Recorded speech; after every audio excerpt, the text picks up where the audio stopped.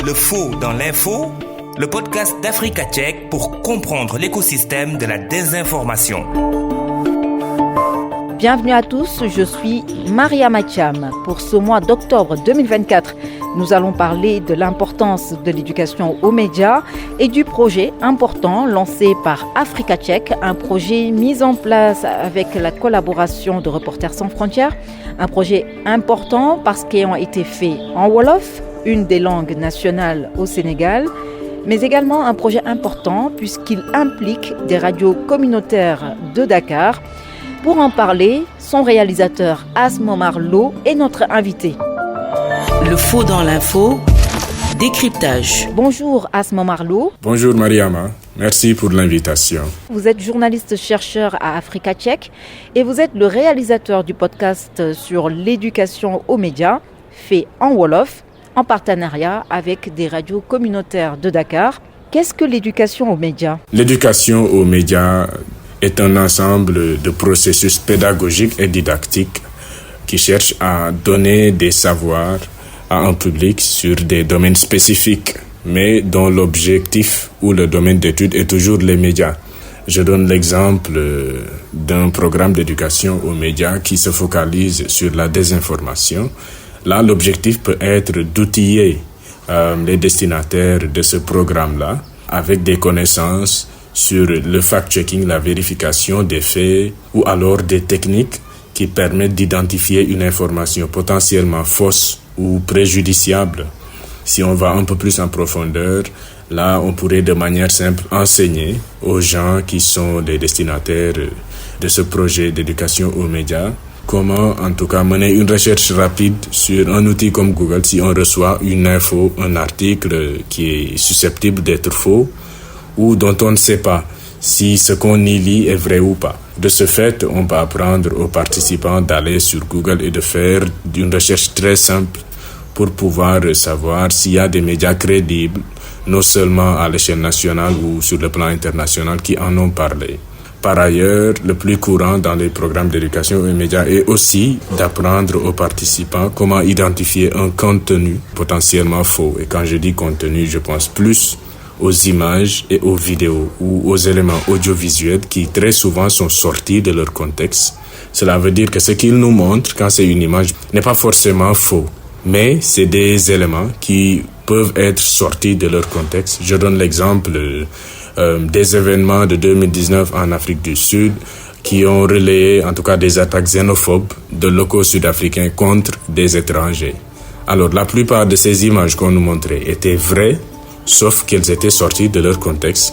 Pour avoir travaillé sur ce sujet-là précisément, en menant des recherches sur des éléments, des images qui circulaient sur le net, on s'est rendu compte que certaines de ces images et vidéos dataient d'il y a 10 ans ou 5 ans. De ce fait, ces éléments étaient clairement sortis de leur contexte. Maintenant, un programme d'éducation aux médias va venir et enseigner aux gens qui sont les destinataires de ce programme comment en tout cas se prémunir des fausses infos en ayant des techniques basiques qui peuvent permettre de séparer la fiction de la réalité. Pourquoi l'éducation aux médias est si importante dans le contexte sénégalais ? Il est très important de dérouler des programmes d'éducation aux médias pour la bonne et simple raison que une grande partie du grand public n'a pas été formé aux médias et au numérique surtout. Et quand on voit l'expansion fulgurante des réseaux sociaux, des médias sociaux, on se rend compte qu'une fausse information, par exemple, parvient à circuler de manière très facile.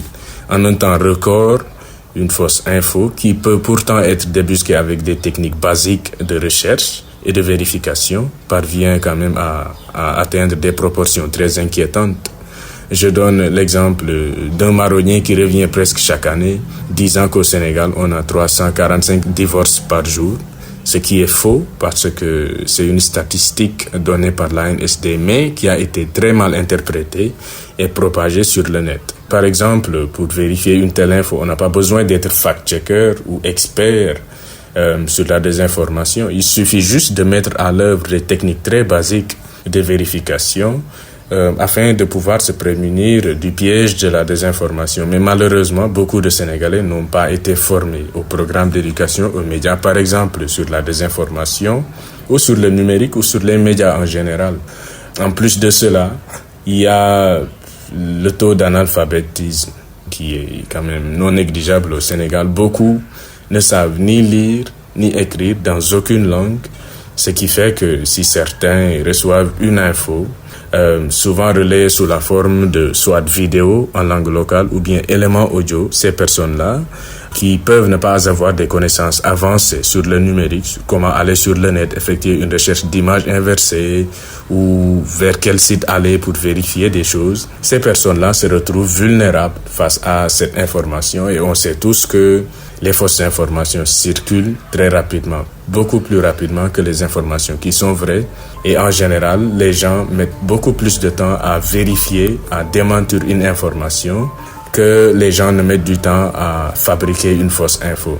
Tout cela rend très difficile, en tout cas pour le grand public sénégalais, le fait de rester alerte et de se prémunir du piège de la désinformation. C'est la raison pour laquelle, dans le contexte sénégalais, il est crucial de dérouler des programmes d'éducation aux médias, à mon avis, surtout centrés sur la désinformation. Avec toutes les raisons que je viens d'énumérer, il serait vraiment important de voir fréquemment des programmes de ce type qui viennent enseigner des techniques spécifiques au public sur des domaines variés. Pourquoi avoir choisi le Wolof comme langue de travail dans ce projet? Nous avons choisi de travailler en Wolof pour la bonne et simple raison que c'est la langue la plus parlée au Sénégal. J'ai récemment vu des chiffres de l'ANSD émanant du RGPH 5, ça veut dire le 5e recensement général de la population. Des chiffres qui annoncent qu'au moins 53% de la population sénégalaise utilise le Wolof comme langue courante. Ça veut dire que ce pourcentage de la population parle couramment le Wolof au moins. Et des chiffres plus anciens, datant peut-être des années 80-90, parlent même de plus de 80% de la population sénégalaise comme parlant Wolof. De là, il est clair que la majeure partie des Sénégalais comprennent le Wolof au moins. Donc ça, c'est une raison clé pour laquelle nous avons décidé de diffuser les podcasts en Wolof. Notre raison, c'est que l'espace médiatique sénégalais, de manière générale, accorde une place très importante au Wolof. On voit dans les médias mainstream des émissions de grande écoute qui se diffusent essentiellement en Wolof, surtout les émissions d'échange avec les auditeurs où les gens donnent leurs opinions, leurs avis, ou alors des émissions dans lesquelles les gens partagent leur vécu quotidien à travers des faits divers.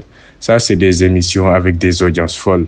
Donc ça aussi, c'est une motivation. Et plus spécifiquement maintenant aux médias, aux radios communautaires, nous savons que c'est un type de média qui a une vocation à être proche des populations. Donc c'est des médias qui vraiment démystifient et simplifient l'information aux gens. Donc de là, il n'est pas du tout rare de voir des radios communautaires qui ne travaillent qu'en Wolof d'ailleurs. Il y a beaucoup de radios communautaires dont les moyens sont limités, qui se retrouvent face à l'obligation de faire leur programme en langue locale, surtout le Wolof. Parce que c'est des radios qui ont vocation à être très proches des populations, des petites gens, pour qui ils simplifient les informations qui parfois peuvent ne pas être accessibles en Wolof, ou alors qui sont alors diffusées dans les médias mainstream en français. Donc ça, c'est les principales raisons pour lesquelles nous avons décidé de faire ce programme-là en Wolof pour toucher le maximum de possible. Et enfin, on sait que les radios communautaires, souvent, c'est des radios qui se retrouvent, que ce soit dans l'atelier du tailleur, dans le garage du mécanicien.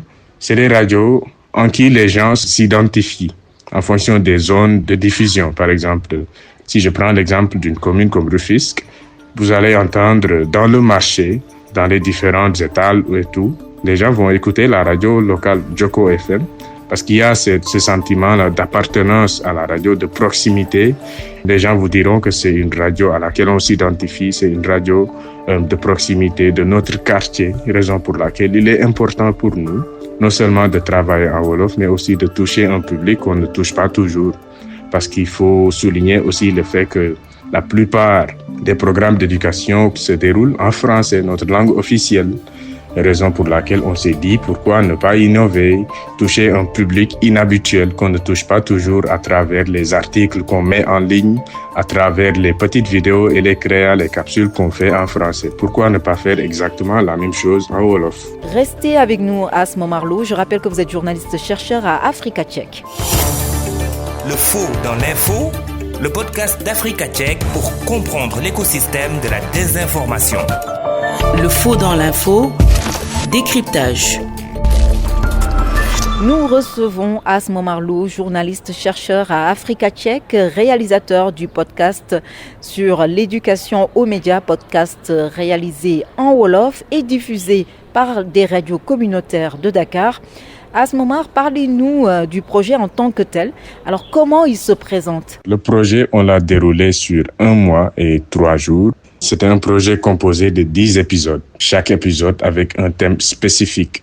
En gros, on peut dire que le projet était composé de 10 épisodes différents. Chaque épisode était composé d'un thème spécifique. Je peux donner l'exemple de l'épisode 2 où on a enseigné à nos auditeurs comment faire une recherche d'image inversée en nous fondant sur une fausse vidéo qui avait circulé au Sénégal peu de temps après l'arrivée du président Bassirou Diomaye Faye. La vidéo montrait des pêcheurs qui avaient accosté avec beaucoup de poissons sortis de leur pirogue. Et là, les gens jubilaient, disant que, regardez, depuis que le président est arrivé, avec des décisions qu'il a prises concernant les navires étrangers, maintenant, on trouve abondamment de poissons dans la mer. Mais en réalité, la vidéo avait été sortie de son contexte parce qu'elle datait au moins de 2022, bien avant l'arrivée du président Bassirou Diomaye Faye. Donc, on s'est appuyé sur ce fait-là pour expliquer aux gens que ce n'est pas toujours vrai ce que vous voyez. Et leur expliquer comment faire étape par étape une recherche d'image inversée, tout ça en langue Wolof. Il y a également l'épisode 9 dans lequel on a essentiellement parlé de l'intelligence artificielle qui aujourd'hui représente en même temps un défi, mais aussi un atout pour les médias. De ce fait, on a expliqué en quoi l'IA est importante, comment est-ce qu'il fallait faire pour ne pas tomber dans le piège des contenus générés par intelligence artificielle. Et également, on avait parlé des atouts de l'IA que les gens pouvaient utiliser à bon escient. Donc, c'est un message qui n'était pas seulement destiné à nos auditeurs, mais également aux journalistes qui écouteraient nos productions, mais aussi aux journalistes, surtout qui travaillent dans ces radios communautaires-là, qui n'ont pas toujours les acquis nécessaires pour pouvoir lutter contre la désinformation et éventuellement éduquer leurs audiences sur les dangers de la désinformation. Donc vraiment, le projet était composé de 10 épisodes différents dans lesquels on traite à chaque fois de sujets spécifiques. On a essayé de s'organiser de façon à ce que, après chaque épisode, durant l'épisode prochain, on résume ce qu'on avait fait lors de l'épisode précédent pour maintenant nous assurer que ces connaissances-là ont bien été assimilées avant de passer à autre chose. J'ai seulement mentionné ces 2 épisodes, mais il y en a d'autres où on a parlé de la manière dont on peut repérer une information potentiellement fausse. Que faire si une information n'a pas de source, ou bien que faire si une source n'est pas crédible, si une source qui est habituée à donner de fausses nouvelles est donnée comme étant l'origine d'une information. Également, on a donné des types d'informations qui veut toujours nous tromper en jouant sur nos émotions, nos sentiments, comme des informations dans le domaine politique ou dans le domaine de la race, dans le domaine ethnique, par exemple. Ça, c'est des informations qui, traditionnellement ou habituellement, peuvent toujours jouer sur les émotions et tromper les gens. Pourquoi avoir choisi des radios communautaires dans ce projet? Nous avons déjà parlé des radios communautaires comme étant des radios de proximité, mais surtout, il y a le fait que les radios communautaires sont des radios à travers lesquelles les populations s'identifient, surtout dans les zones qui ne sont pas toujours mises en avant à travers les médias mainstream. Même si les rayons de diffusion des radios communautaires peuvent se limiter à quelques kilomètres, la réalité est que très souvent, elles se retrouvent dans des zones à forte densité. Quand c'est la capitale, par exemple, quand on parle de Dakar, quand on va dans des banlieues comme Pikine, Guédiawaye, Parcelles Assainies, on a des radios communautaires qui, dans ces zones, bien que les rayons de diffusion ne dépassent pas quelques kilomètres, ces radios ont beaucoup d'audience, des gens qui les écoutent quotidiennement. On peut donner l'exemple de la radio Oxygène, qui également était partenaire d'Africa Tchèque et de RSF dans ce projet-là. En outre, il y a le fait que les radios communautaires sont un peu les oubliés de la lutte contre la désinformation. Certes, on voit des programmes d'éducation aux médias, dans les télés, dans les journaux, dans les grandes radios, même sur Internet, sur les sites Internet, mais rarement à travers les radios communautaires. Et on s'est dit, pourquoi ne pas outiller ces journalistes et ces audiences de ces radios-là, des outils, des techniques de vérification des faits pour que ces gens-là puissent eux aussi se prémunir des dangers de la désinformation. Je pense personnellement que en faisant cela, c'est une manière de multiplier les compétences au sein de la population parce qu'en formant un journaliste d'une radio communautaire, c'est par exemple un quartier que vous formez, surtout que la radio, comme je le disais, communautaire, est une radio à laquelle les gens s'identifient. Des fois, c'est une question de fierté par rapport à la localité dans laquelle on habite. Les radios communautaires permettent aux communautés de prendre la parole. Donc, elles pourront librement s'exprimer sur des questions diverses, que ce soit la désinformation et même ce projet d'éducation aux médias. C'est un type d'initiative qui permet aux gens de prendre la parole, de dire ce qu'ils pensent afin de permettre aux responsables des radios de savoir affiner leur stratégie qu'ils pourraient mettre en œuvre dans le cadre de projets similaires d'éducation aux médias. Et enfin, il y a le fait que les radios communautaires font rarement, très rarement appel à la participation d'étrangers œuvrant pour la communauté. Ce que je veux dire par là, la radio communautaire encourage la participation directe des membres de la communauté. Donc de là, on voit clairement qu'il y a un lien direct entre les responsables des radios communautaires et les communautés. Parce que c'est les communautés elles-mêmes qui se font entendre, qui font part aux responsables de ces radios de leurs doléances. Donc, les responsables sont obligés d'écouter les responsables de ces communautés-là. Et s'il y a une initiative qui vient outiller les responsables de ces radios, les journalistes ou le personnel en général, il est très probable que l'impact se fasse ressentir au sein même des populations qui écoutent ces radios-là, parce que c'est des radios qui établissent un lien très étroit de proximité entre ces radios et leurs audiences. Quel est l'impact du projet? Il faut noter que l'impact du projet a été mesuré sur plusieurs volets. Par exemple, il y a le volet diffusion, sur lequel particulièrement la fréquence de diffusion des émissions a été décidée selon les convenances de chaque radio. Par exemple, selon les termes du contrat, chacune des radios avait comme obligation de diffuser chaque épisode au moins une fois par jour, selon le jour de diffusion retenu. Bien au-delà de nos objectifs visés par le projet, par exemple, les radios se sont elles-mêmes engagées à diffuser chacune des émissions plusieurs fois par jour. Je peux donner l'exemple de la radio Djoko FM, qui a diffusé chacun des 10 épisodes, je dis bien chacun, au moins 5 fois par jour.